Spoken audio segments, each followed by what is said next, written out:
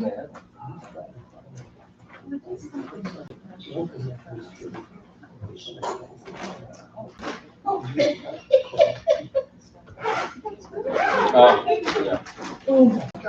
That's right. I like it.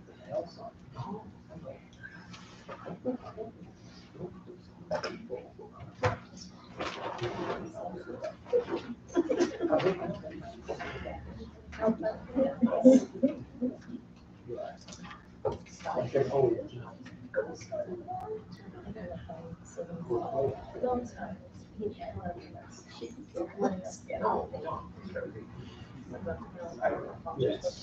So. Well, not Brandon, but. No. No, he was standing. Yeah, he's. All right, all set? All set. Good evening, welcome to the April 11th Clifton Park Town Board meeting. Please join me for the Pledge of Allegiance. Pledge of Allegiance to the flag of the United States of America, and to the republic for which it stands, one nation, under God, indivisible, with liberty and justice for all. Teresa, if you call the roll. Councilwoman Flood. Here. Councilwoman Standard. Here. Councilman Morelli. Here. Councilwoman Wallowitz. Here. Supervisor Barrett.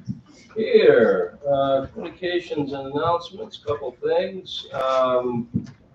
Just want to say it was a great weather morning Saturday, but a very nice event. Yellow Ribbon Day was celebrated again this year. Something that was initiated by resident Carol Hotaling. It is something that is recognized in New York State, and each year it's just a nice event, a way for us to celebrate and honor our veterans. Many honored guests from the military are there and speak, as well as Gold Star mothers, Blue Star mothers.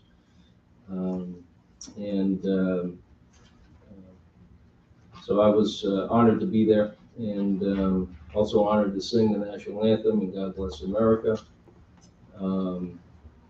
Look forward to next year's ceremony. I know Carol was a little worried about the weather and what the turnout would be, but it was a huge turnout and really shows how much our area supports our veterans at all times during all conflicts.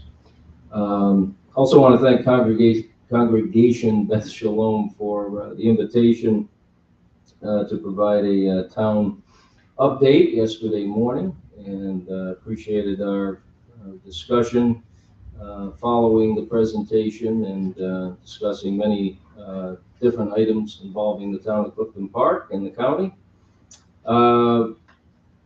We've all been anticipating with bated breath and somewhat chagrined the pending closure of Sitterly Road with the bridge replacement project that's coming up. There will be some information sent out this week by the Department of Transportation regarding the detour that will be posted. There will be a closure as they prepare to fully replace the bridge. That closure will take place during the school break. So good timing. We appreciate that planning on their part. April 18th through the 22nd. And that's to take care of a few tasks involving the preparation for replacement. And then the full closure, when they do the full replacement, will take place June 18th through September 12th. Hopefully, they'll be able to get it done sooner than September 12th, but that's the date that they're shooting for. So obviously, it'll be an inconvenience to motorists in the Exit 9 area. That's a very important road here in the town, but and for both towns, for Clifton Park and Half Moon, but obviously something that needs to get done. So we appreciate everybody's patience as we move forward. Also, recently asked the board if they had any questions about any of the submissions regarding the nonprofit grant application program. We've set aside $200,000 to support our nonprofits. We've received a large number of submissions, which we certainly did expect. Same is true of the county. This program is replicated at the county for $2 million. We received well over $2 million so far at the county. Looking at some dates for a workshop where we can take our time and go through the submissions and further any discussion on coming up with a plan to allocate these funds to the many nonprofits that have submitted grant applications. Wanted to throw out a couple of dates of April 25th and April 27th as two possibilities. If our town clerk could be there as well at the workshop, that would be helpful. It will be open to the public and we will publicize it. So if any of the organizations that submitted grant applications would like to attend, they can certainly do that. So those are two dates for consideration.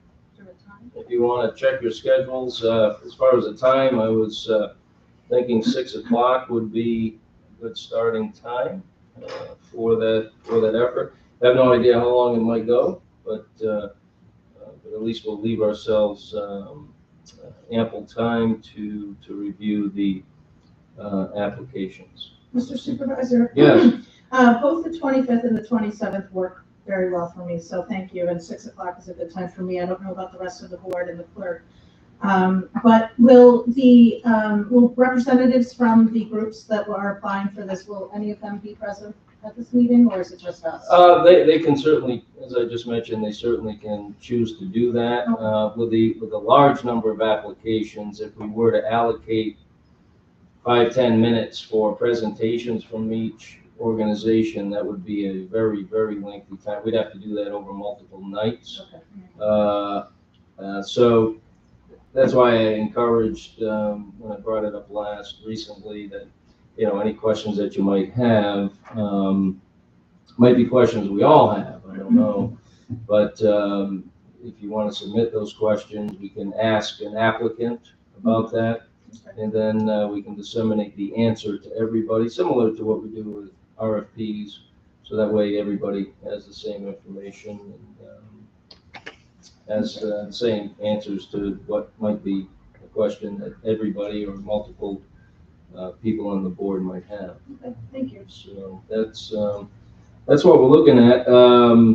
You don't need to we don't need to come to a consensus now unless you're prepared to. Those dates work for me as well. Yeah, it works for me too. Yeah, I can do either one as well. Is there a preferential date? Is Monday or Wednesday preferred? I have Green and Tree Committee meetings on the 25th. Yeah, Wednesday be preferred for me too, so. That 27th? works. That's really- Okay, that's fine with me. All right, why don't we say the 27th at 6? And we'll get that publicized. And it will be an open workshop, similar to what we do with our planning initiatives. People are invited in to see what's being discussed and how we go about trying to take the funds we have and put them to the best possible use for our nonprofits. All right, so we'll say the 27th at 6. Very good. Is that good for you, Teresa? Yes. Right. Because I appreciate if you could take minutes now. All right, any other communications or announcements at this time? Yes, I do, Mr. Supervisor. Yes. Thank you. I just found out that this week is Animal Control Officer Appreciation Week.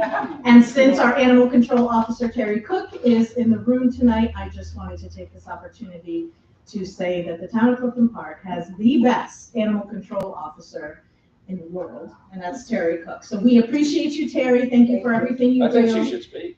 I Second. She loves to speak. Second by Mr. Morelli. Thank you, Terry. Thank you.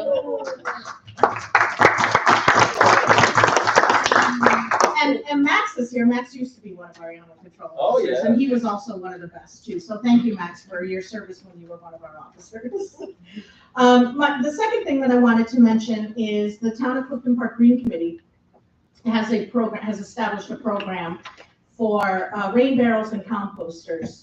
We receive funding from NYSERDA and our Clean Energy Communities Grant and community solar efforts. So we are using that money to provide composters and rain barrels to residents. We are similar to the grant process that we're going through with the ARPA funds that we just set up that meeting for. We are going to be doing that here. We are going to be taking submissions from residents who are interested in getting a rain barrel or a composter. And we are asking for folks to submit their submissions as to like who they are, what they would use these for, where would they have them, how would they use them, how would their family utilize them. Just give us a sort of like an essay or a short explanation as to why you would be best for this food composter or this rain barrel awarded to you and your family. This information will be up on our green page on the website. I'll also have it up on our social media account. But anyone interested in applying for these items, they can email Joanne Coons at j.coons359@gmail.com by April 16th. So again, that information will be up on our website and on social media. Also, the Green Committee has a series of Earth Day and Arbor Day activities coming up. The week of April 23rd is our clean sweep. Saturday, April 23rd from 9 to 12. We are taking registrations on our website. Any groups or individuals interested in cleaning up our parks, trails, preserves, or roadways can go to cliftonpark.org and sign up for a place to clean. We will help assign a location to you. We also have some activities planned for April 23rd at the Common from 8:30 to 11. We also will have a ceremonial tree planting, and we have a book display at the Clifton Park Half Moon Library. So we have a week of cool activities to celebrate Earth Day and Arbor Day. And again, all that information will be on our website and social media accounts. Thank you. Anyone else at this time? Okay, we do have our extravaganza coming up Saturday, so there'll be a very busy on the Common come Saturday, so that'll be a nice event. Yeah, there's just a lot of stuff going on here in town, and we'll be posting the information on social media, websites, and speaking about it at town board meetings. All right, we do have a public hearing this evening. Teresa, if you would read the legal notice as it appeared in the Gazette. Town of Clifton Park, County of Saratoga, State of New York, notice of public hearing to solicit public input regarding amending Chapter 171, including primary election signage. Please take notice that the Town Board of the Town of Clifton Park will conduct a public hearing on April 11th, 2022 at 7:05 p.m. in the Wood Memorial Meeting Room in the Town Office Building, located at 1 Town Hall Plaza, Town of Clifton Park, County of Saratoga, State of New York, to solicit public input on amending Chapter 171, including primary election signage. Copies of the proposed local law are posted on the cliftonpark.org website and can be picked up. And also on the cliftonpark.org Town Clerk Bulletin Board, and are available for review in the Town Clerk's office during normal business hours. And this was in the Daily Gazette on March 29th. Very good, thank you, Teresa. Tom, if you could just tell us what we're changing here and Yeah, this was brought to our attention a couple of weeks ago, that the town code relative to political signs hadn't been changed since the New York legislature changed the primary schedule from September to June for primary elections in the state. And we have a limitation on the amount of time before an election that signs can be out. So we just made a quick adjustment to the 171(4)A to say that primary, with respect to primary elections, the signs can be out no more than 30 days prior to the date of the election. We didn't pick a specific date in case it changes again. So whenever the primaries are, it's 30 days. And most of the actors, the political parties and the campaigns are very good with registering with Steve to keep compliance with that. So they should be well informed. okay, any comments from the board before we start? Okay. I do have a Okay, question. for yeah. Tom. I don't know if this is the appropriate time to ask that question or if I should wait. No, until- no. Okay. Good one. So the current code, it mentions the restrictions in residential districts. Is that private homeowners' property? Is that what that specifies? It does. It is usually the right of way out in front where people place the signs. Right. And we do, in response to complaints, from time to time, we do enforce this. We don't. In the right of ways, We do, correct? in the Yes. right of ways. Yes. I think they're reticent to go up onto to private residents' lawns. Yeah, that's just what I was hoping for clarification on, since that language is gonna be kept with these changes. If that, would mean that the restrictions would be on private property. It does mean that, and it's enforced, really as a result of complaints and really with some, I think it's enforced with some TLC as well. Have we ever had to enforce? From time to time, it has arisen. Were they We usually, obnoxious, or were they just oversized, or neighbor complaints? you know, a lot of folks don't like these signs up year round or for an extended period of time in their neighborhoods. I think what Steve has generally done is worked with the campaigns relative, as opposed to working with the homeowners. And like I said, it's a delicate topic when it comes to homeowners' front lawns. It is. Thank you. Okay, anyone else? All right, if you would like to speak on this matter, please raise your hand. We'll ask that you come forward. State your name and address for the record, and please keep the 5 minutes or less. Mark, how are you? I'm very well, thank you. Thank you for bringing this to our attention. Yes. Hello, my name is Mark Brockbank. I am a resident at Stony Creek Drive. I brought this before the board a few weeks ago because it felt necessary for residents who wanted to participate in freedom of speech, perhaps, to put a sign in regards to a political election in front of their lawn. Now, Tom brought up a good point. People don't want to see this all year round.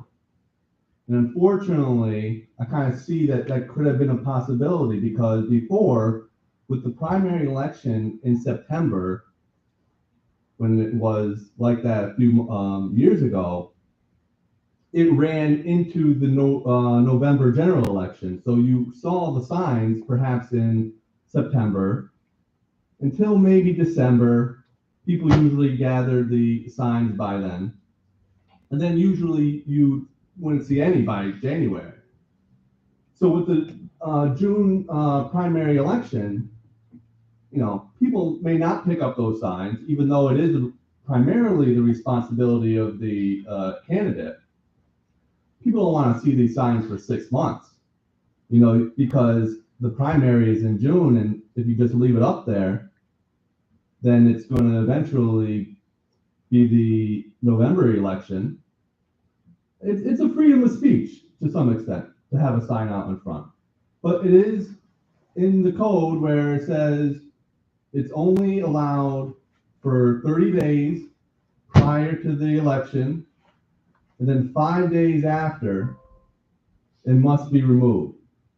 Now, of course, you don't want to go and trespass or anything, and if it's 5 days, it's not going to be all that serious if someone doesn't remove it yet. But there probably should be a good there should be enforcement.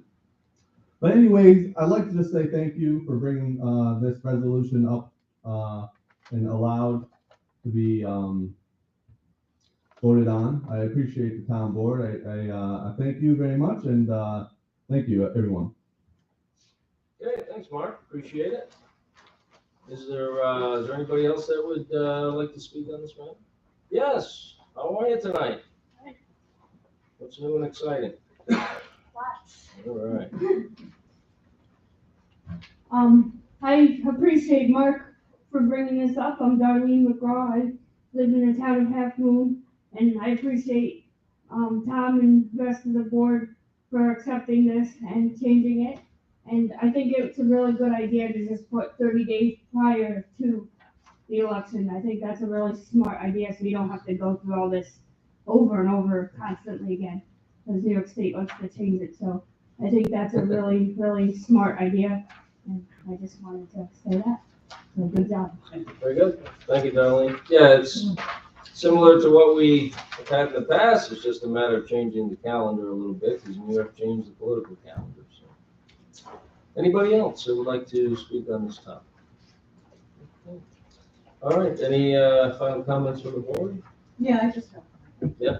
Mr. Broadway brought up a good point of freedom of speech. So with these restrictions, Tom, you had clarified that these restrictions do apply to private property. Is that a violation of the First Amendment? We have not been challenged on it in my time.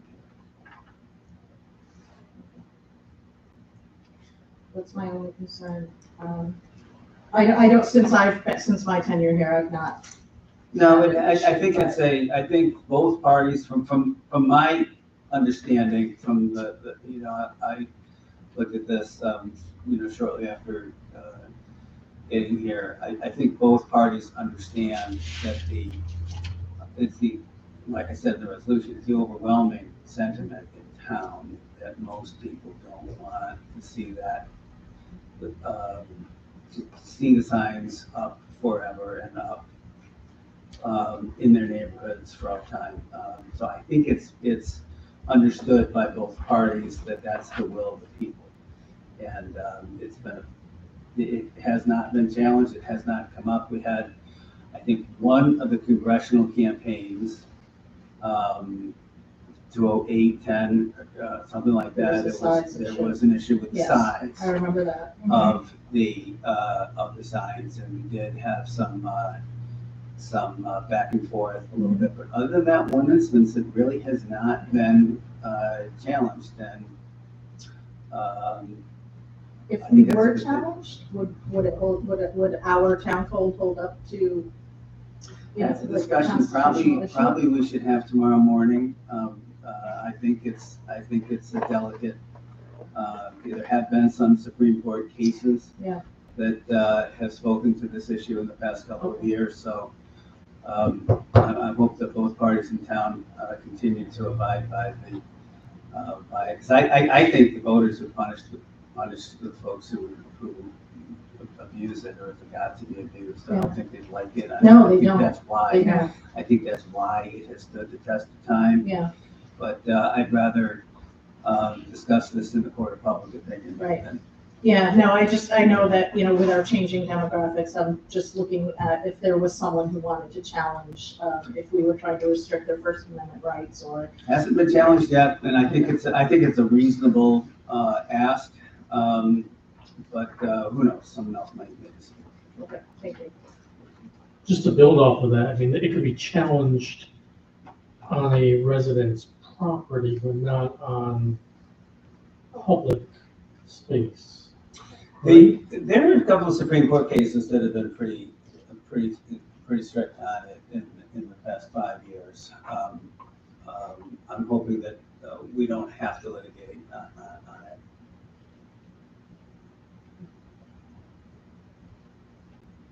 Very good. All right, with that, we'll close the public hearing and move on to our presentation by our town historian. How are you, John? Well, Welcome, welcome. Okay, so as town historian, I'm required to give an annual report every year, And you enjoy it. and copies of it are filed with the county historian and the state historian. Very good.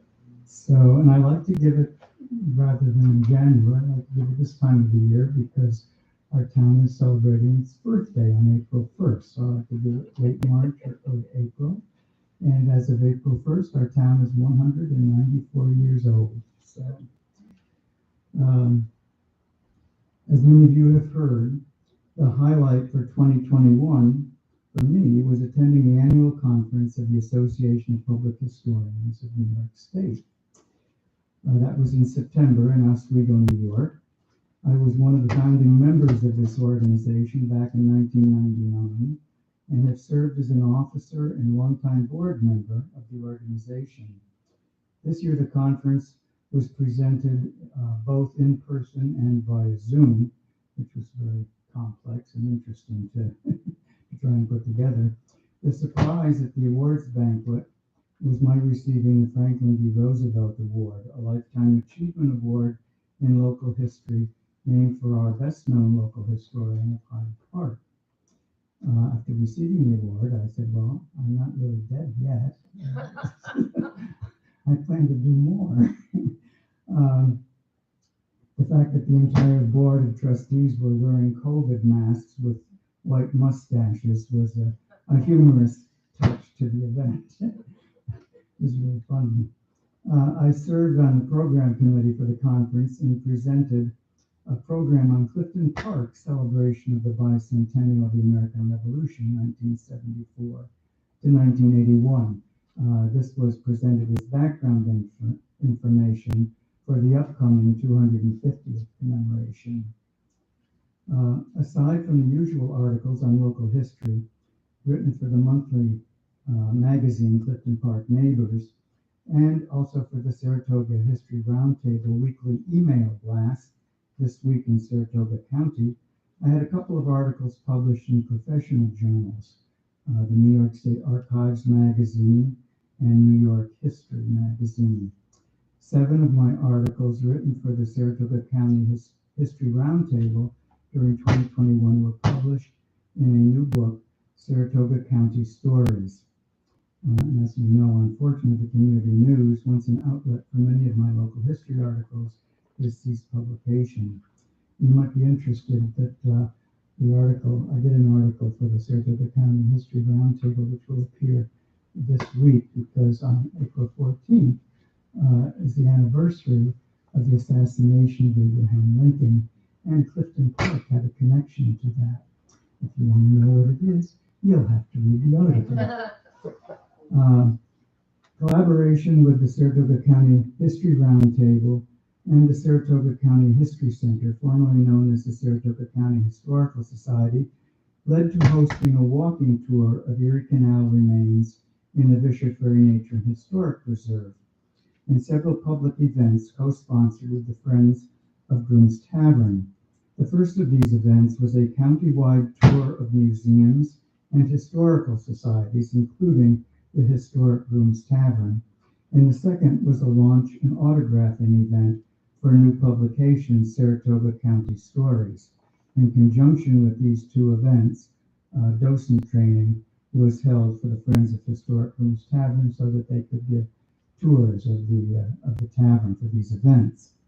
I might add that, and I mentioned that I had done 7 articles that were published in this book, Saratoga County Stories, which was more than any other author in the book. So I presented a PowerPoint presentation via Zoom on the Bishop Ferry Historic District as part of a local history series for lifelong learning. Other programs presented including conversations with the town historian at the Historic Rooms Tavern, which was held outside because of COVID. A new presentation, Stories and Memories of Clifton Park, was presented at the Historic Rooms Tavern, the Senior Center, and also for Coburg Village. Those folks at Coburg love this stuff. This Old House, Researching the History of Historic Houses, was presented at the Historic Rooms Tavern and for Saratoga County Heritage Hunters, and a program on using DNA triangulation to solve your genealogical problems was also presented to Saratoga County Heritage Hunters, for which I now serve as Vice President. 2 different 2-hour bus tours of historic sites around Clifton Park were offered to the Clifton Park senior citizens. I had two buses, which we used one of those 2 buses. Both buses were full and quite popular. My annual Fall Bicycle History Tour, co-sponsored this year by the Mohawk Tokat Biley, was also very popular. About 40 cyclists participated. A spring walking tour of the Bishop Ferry Historic District brought out about 30 people, and a walking tour to Loch 19 in the Bishop Ferry Nature and Historic Preserve also proved popular. My alter ego, James Groom, appeared during Farm Fest at the Historic Rooms Tavern. Research on the Stony Creek Reservoir was provided to a town committee interested in a possible acquisition of the reservoir from the town of Colony. Documents relating to Colony's original acquisition of lands and creation of the reservoir are in the Clifton Park Town History Collection, housed in the history room of the Clifton Park Acme Public Library. This collection was also used by, interestingly enough, by Colony residents opposing the sale of the reservoir. Ironically, at the same time, Anne Maxwell, who had just purchased Fisherdale, the historic 1813 federal home of Francis Fisher that was moved to Menands because of the reservoir, contacted me for information about the house. 2 new historic markers have been added to our inventory during 2021. I just got an email from Dan who wants to go around and cite these markers. One marks the general store and post office in Clifton Park Village, built about 1844. The building today serves as the popular Clifton Park Pizza. The other marker indicates the home of John Whitbeck Van Vranken, 1820 to 1869. The home was built in 1847. It's on Riverview Road in the Bishop Ferry Historic District. John was a longtime justice of the peace for Clifton Park and also served as supervisor. The house later served as a boarding house for summer visitors. I've also been working with Roger DeForge, a descendant of the early Van Vranken family, with the wording of a marker he would like to donate to mark his family double-century farm. Important acquisitions to the town's history collection during this period include models of 2 historic barns, an example of an 18th century Dutch barn and a later 19th century English barn, both originally located on the Van Vranken farm in Bishop Ferry. These were donated by Robert Van Vranken and Laurie Liebert and are currently exhibited at the Historic Rooms Tavern. They're really quite interesting if you haven't seen them, and very intricate. In fact, it cost them $10,000 to make the one barn, and I think about $5,000 or $6,000 for the other. So they're really meticulously done. Bob and Laurie also donated a Victorian sofa and a Sheraton mirror from the John Whitbeck Van Vranken house on Riverview Road. And that's the house we just put a marker in front of. And some important early documents and family photographs. Other early Van Branken photographs and material were donated by another Van Branken descendant, Roger DeForge of Buffalo. Early invoices and photographs relating to Smith's Grain and Feed Store, now known as the Main Street Grill, in Elnora, dating from the 1890s and early 1900s, were donated by John and Karen Esposito, owners of the Main Street Grill.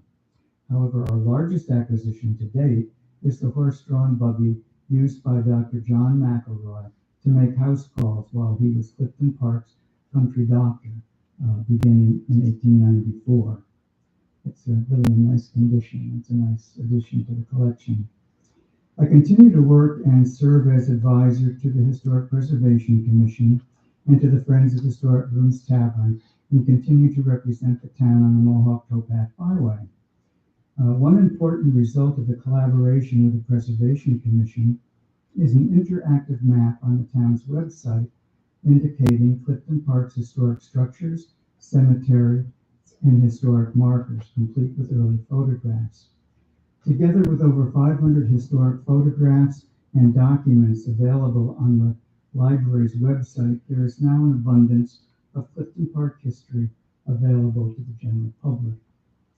Again, without the support of the town board and other town offices, none of the above would be possible, and I appreciate this support, especially that provided by Councilwoman and Liaison Amy Flood. And I want to indicate, Amy and myself have been trying to get local history into the schools. And I hadn't mentioned it to you, Amy, but a couple of weeks ago, I was chosen to participate in a workshop organized by the New York State Archives and the Archives Partnership Trust and the Capital District Library Association to bring historians and social studies teachers and school librarians together. And I happened to be put at a table with the librarian at Octay. And she's, and evidently I didn't realize this, but the librarians in the schools are the contact people for the teachers. There were social studies teachers involved with this as well. But at any rate, I worked with this librarian at Octay, and they have meetings to get of all the librarians in Shenandoah. And so she's inviting me to a meeting to talk about the resources available to them. She was very surprised that we had so many resources available to the teachers. So that happened last week. So I'm sort of excited about that. That's great. That's awesome. Thank you, John. I know I'm surprised to see you here. I didn't know you were coming tonight, but I'm always happy to see you. So I just want to say congratulations on that award that you received. That's phenomenal. I'm very proud of you for all your work that you do. You never told me that I didn't have to do the bicycle tours, that I could have done a bus tour. That was, what, was it, how many miles was it? 8 miles? It had to be, 12 miles? Like 15. Okay, yeah, it was a lot. It was rough. But you made it. You made it. I did make it to the end. I did. I did. Next, now I know that you do a bus tour as well. I send you a special invitation to the next one. It was a lot of fun. I encourage anybody who likes to bike to do that tour with John. It's very informative. And you do take breaks along the way, but it's not for the faint at heart. That's for sure. And I'm glad, I'm very happy with all the work that we've done with the tavern and the interactive maps and getting those on. That. We had some work done on the tavern this year. Which was great. And we put 2 of your books in Shenandoah's library in high schools, so we got those in there. But yeah, that'll be a great next step, is to get the librarians involved so that we can get you into the actual classrooms. So I was happy that they selected me. So I was the only county historian was there, but other than that, that's fantastic. Great, thank you so much. Thank you, John.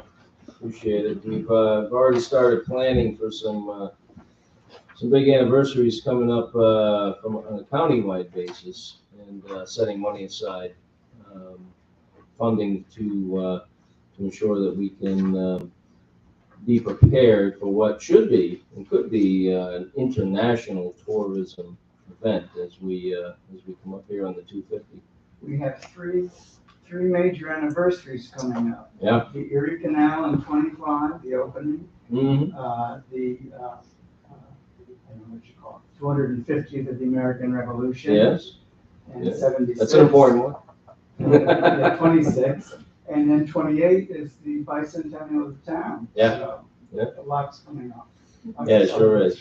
So we believe that it'll be an international opportunity for tourism coming up here in a few years. So we've already started working on that, setting money aside. So I just have to say, Amy, I'm talking to this teacher from Shenandoah, Octave.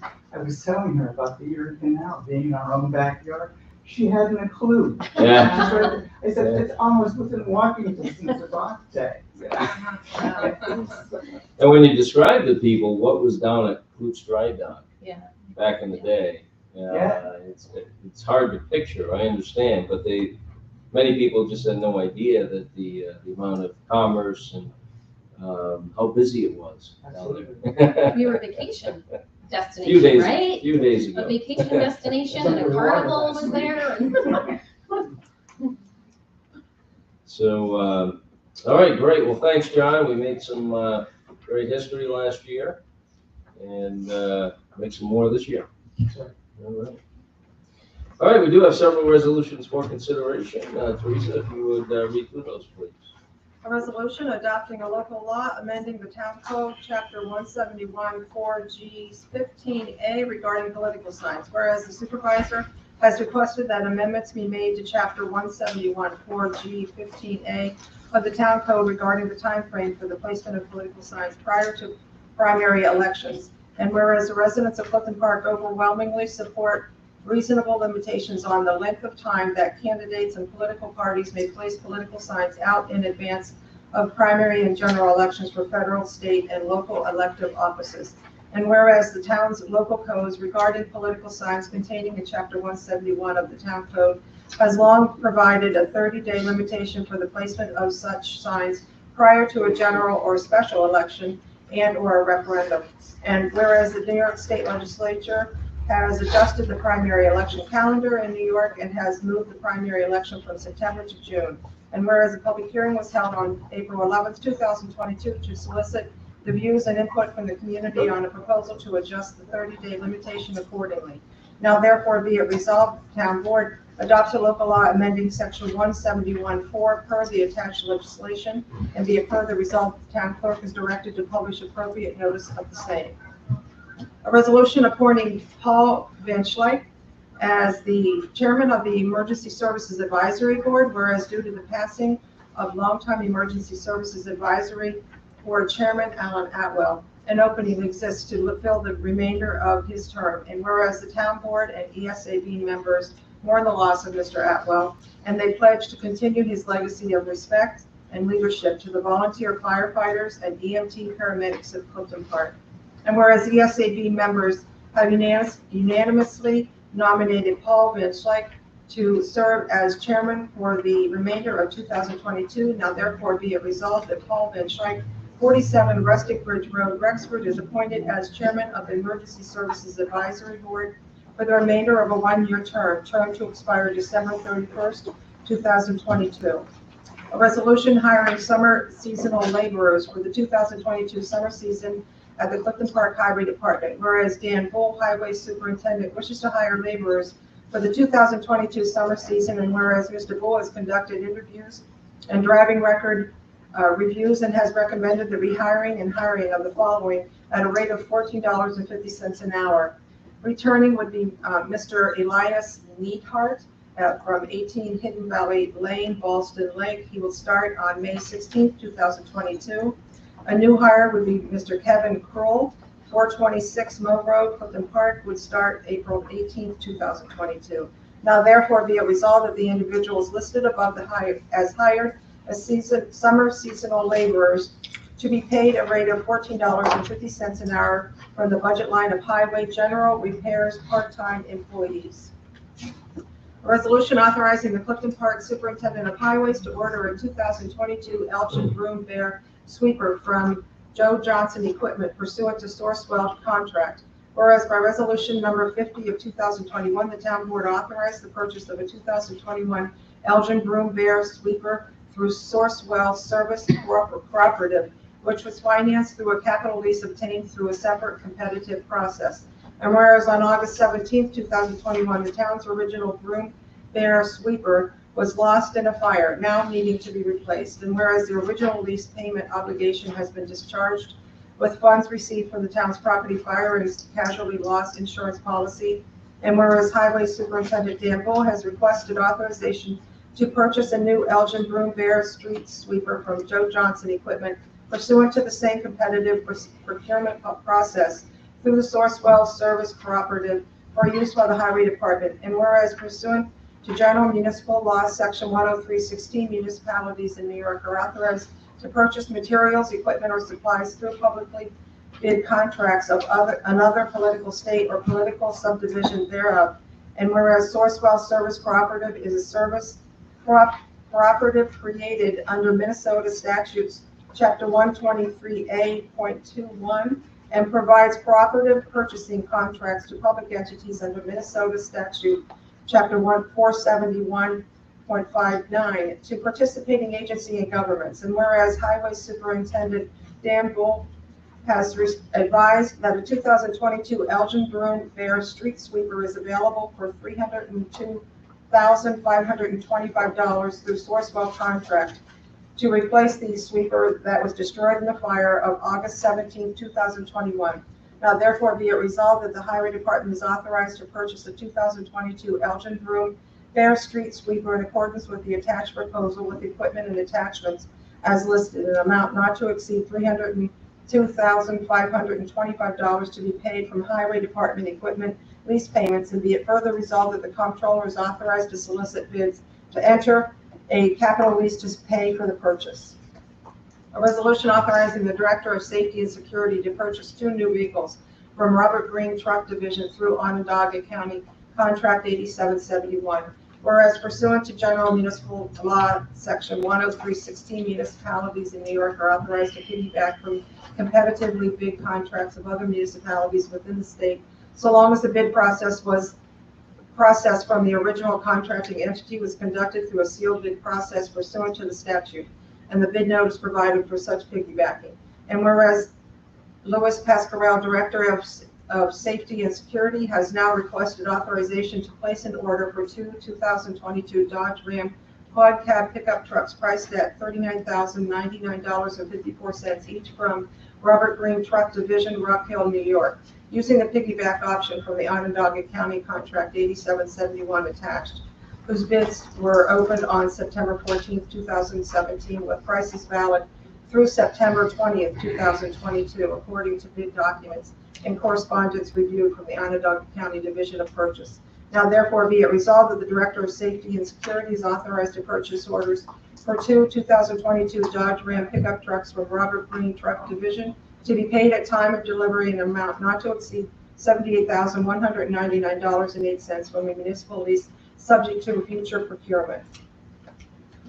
A resolution authorizing the purchase of mobile radios for vehicles authorized for the Public Safety Department. Whereas the Director of Safety and Security has recommended the purchase of mobile radios for 2 new vehicles authorized by the previous proposed resolution. Whereas the town has been using Motorola mobile radios for its dual band communication system since 2012, and whereas the Director recommends that the board authorizes the purchase of 2 Motorola 800 band dual use radios for $5,506.25 each for communicating with law enforcement and first responder agencies within the town. And whereas the Director also recommends the purchase of 2 VHF band radios for $850.50 each for internal communications within town departments.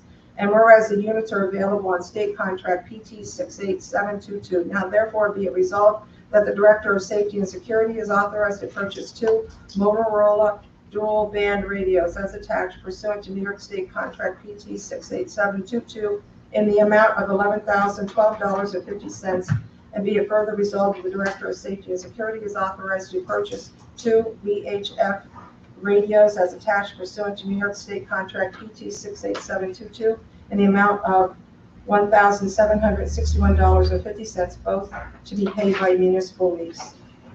A resolution authorizing the hiring of Justin Brooks, Sean Thorpe, and Kevin Buchler as part-time security officers. Whereas vacancies exist for part-time security officers, and whereas Justin Brooks, Sean Thorpe, and Kevin Buchler have successfully passed the civil service exam, and whereas Louis Pasquarello, Director of Safety and Security, has recommended that the above individuals be hired to fill the positions of the part-time security officer. Now therefore be it resolved that Justin Brooks, Sean Thorpe, and Kevin Buchler be appointed as a part-time security officer at grade 5, step 1, to be paid $24.20 an hour from general fund security part-time security officer effective immediately. A resolution appointing Patricia Howland as a part-time clerk as needed for Town Hall. Whereas a need exists for a part-time clerk, and Patricia Howland, 60 Stony Creek Drive, Clifton Park, has been recommended to fill this position. Now therefore be it resolved that Patricia Howland, 60 Stony Creek Drive, Clifton Park, be appointed as a part-time clerk to be used as needed at grade 4, step 2, to be paid per the part-time matrix from departments as needed, effective immediately. Okay, thank you very much. Any questions on the resolutions? Okay. Teresa, if you read the headings and we'll consider each resolution individually. Resolution number 102 of 2022, a resolution adopting local law number 3 of 2022, a local law amending the Town Code, Chapter 171, 4G, 15A regarding political signs. Second. Okay, very good. We had the public hearing. Thank you for the comments during that hearing. And as mentioned, this will sync our code with the political calendar New York State has deemed that we follow. Okay, discussion. Okay, Teresa? Councilwoman Flood? Yes. Councilwoman Standard? Yes. Councilman Morelli? Yes. Councilwoman Waller? Yes. Supervisor Barrett? Yes. Resolution number 103 of 2022, a resolution appointing Paul Van Schlenk as the chairman of the Emergency Services Advisory Board. So moved. We continue to mourn the loss of a great man, Alan Atwell, and in addition to the incredible amount of work Mr. Atwell performed within the town of Clifton Park, Saratoga County, and New York State, he was also the longtime chairman of our Emergency Services Advisory Board. Paul has been the vice chair for some time. I spoke with Paul a few weeks ago, and he said he would do his very best to attempt to fill some very large shoes, Mr. Atwell. So we appreciate Paul stepping forward. The vice chair position will be selected by the board itself. Town board appoints the chairman. So we thank Paul for his past service and welcome him as chair of this important committee. Any further discussion? Okay. Teresa? Councilwoman Flood? Yes. Councilwoman Standard? Yes. Councilman Morelli? Yes. Councilwoman Wallowitz? Yes. Supervisor Barrett? Yes. Resolution number 104 of 2022, a resolution hiring summer seasonal laborers for the 2022 summer season at the Clifton Park Highway Department. So moved. Second. Looks like we have a returnee and a new hire for this coming summer. Spring. Yep, we got Eli's going to be returning with us. He did a great job last year, wants to come back this year. He must have spread some good words about us because he had 3 other people from his rowing team stop in and get applications too. So hopefully we can find someone from that group as well. I'd like to get one more, but here it is so far. It was a great program last year and looking to do it again. Very good discussion. Okay, Teresa? Councilwoman Flood? Yes. Councilwoman Standard? Yes. Councilman Morelli? Yes. Councilwoman Wallowitz? Yes. Supervisor Barrett? Yes. Resolution number 105 of 2022, a resolution authorizing the Clifton Park Superintendent of Highways to order a 2022 Elgin Broom Bear sweeper from Joe Johnson Equipment pursuant to Sourcewell contract. So moved. Second. So we lost a sweeper, fortunately. It was a new sweeper. They're very expensive, but it's time for a new one. What's the lead time? This one actually might not be as bad as other vehicles. They said Okay. 8 to 12 months. Oh, good. That's not Actually, it's probably the normal lead time unless you buy a used one. Mhm. Yeah, okay, good. This is custom built, correct? Yeah, well, yes, it is custom built. They build when you order. Yeah, okay, yeah. But we did do a little bit of research into their used fleet. They don't have anything left. Even their rental fleet has been completely sold out. Yeah, that's surprised. All right, very good discussion. Yeah, just a couple questions. Yes, Dan, the difference in price in last year's model and this year's, is that just inflation or is there Yeah, a different option or I something? believe so. It's just $13,000. They told us the chassis went up in price. It's a Peterbilt chassis, which is a little of the higher end on the trucks. But it's the chassis that works well with the fittings that they have and the additions that they have for the Broom Bear. And then, Tom, the Sourcewell Service Cooperative, if we're, in the resolution, it references two Minnesota statutes. Yeah. Is that normal? Yeah. That's something we normally? This was the first one we had done, and I researched this one pretty good last year when we did this. We actually did a Zoom call with the Sourcewell team. And it is under 10316, it is authorized to do out of state. And they do, what I was asking them was their process, because that was the first time they had come up. And they do a competitive process, which well meets section 103. Okay, thanks. okay, anyone else? All right, Teresa? Councilwoman Flood? Yes. Councilwoman Standard? Yes. Councilman Morelli? Yes, Councilwoman Wallowitz? Yes. Supervisor Barrett? Yes, Thank you. Resolution number 106 of 2022, a resolution authorizing the Director of Safety and Security to purchase 2 new vehicles from Robert Green Truck Division through Onondaga County Contract 8771. So moved. okay, Lou, how are you? Good, thanks. I started writing spec out for one truck for animal control and talking with the vendor and, Greens. He says that it's gonna be at least October to November before we get this truck. Mhm. So I said, well, I'm gonna be going to the board in January for a second truck. I'm also asked for 2 now. Right. And he said, if you're lucky, you'll get it October and November. So with that, it's, both trucks will be the same. When we do the conversion, the back part will be different. One will have a high cap and the other one have a low profile cap. Something like we have now. The 4-wheel drive, something that replacement truck has, but the minivan does not. Throughout writing the specs, kept very informed. You want this, you want that, you do. So it's worked out. Mm.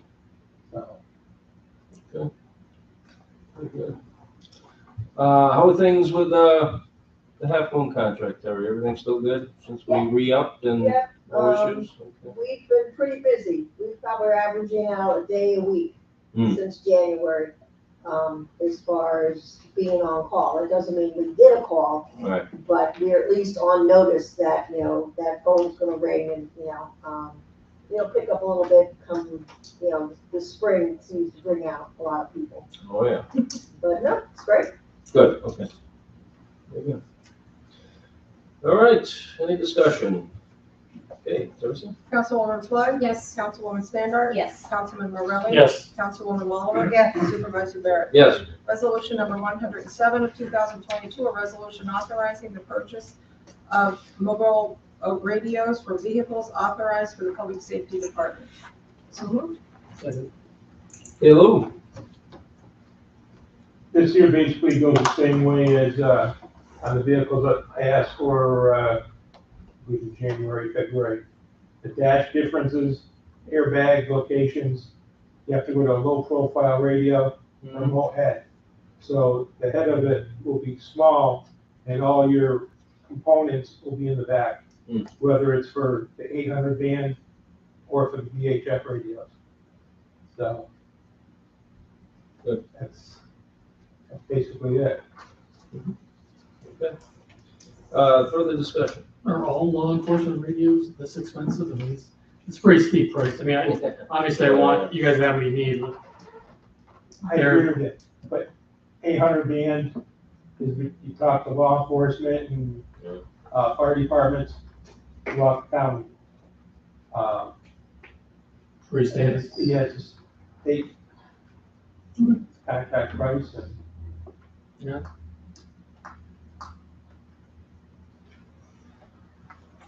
Teresa? Councilwoman Flood? Yes. Councilwoman Stander? Yes. Councilman Morelli? Yes. Councilwoman Wallach? Yes. Supervisor Barrett? Yes. Resolution number 108 of 2022, a resolution authorizing the hiring of Justin Brooks, Sean Thorpe, and Kevin Brooks. I know I'm probably butchering that. It's Buckler. Buckler. Buckler, okay, okay. Bueller. Buckler. Buckler. As part-time Buckler. security Buckler. officers. Thank you. So moved. Second. All right, the aforementioned Mr. Buckler is here. Sorry. Well, I want to thank both of you for being here tonight and stepping forward and wanting to join the team. Lou? It's essential that they're both here. The other person that was supposed to be here this evening is Sean Thorpe. He's tied up on a case up in the village of Boston. He was supposed to get done at 5. I think it's a serious motor vehicle accident. So he texted me, said he couldn't make it. He apologized. If you want to hear a later date, you can do that. Both Justin and Kevin have been security officers in the past. They both taken the civil service test passed. I